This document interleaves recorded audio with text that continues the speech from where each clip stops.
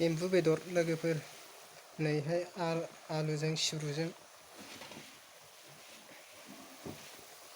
मजा गोथाव जाखागोन।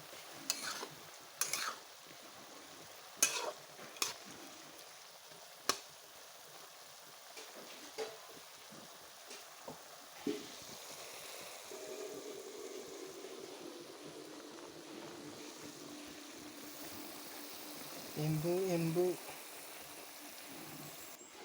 मस्ला मस्लि होनि र'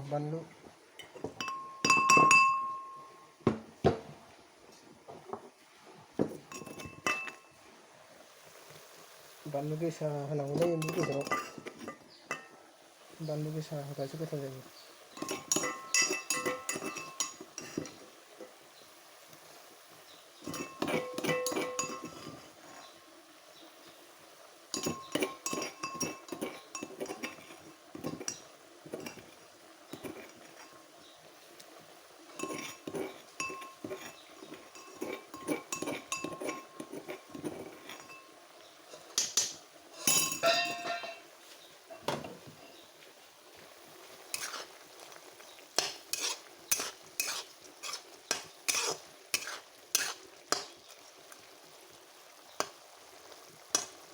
टेस्टि बरिया नुजेनहांबायानो।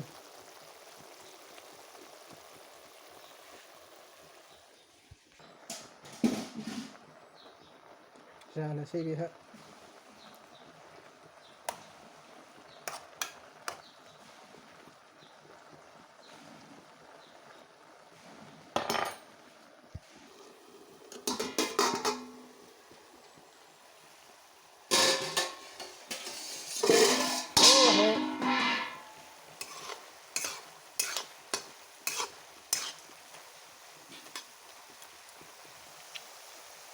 खुदै गनो नाङालै लोगोफोर बरिया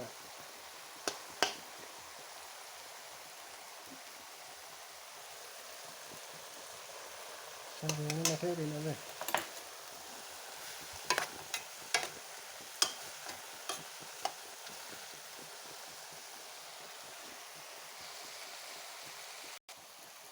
दै होना लानि एसे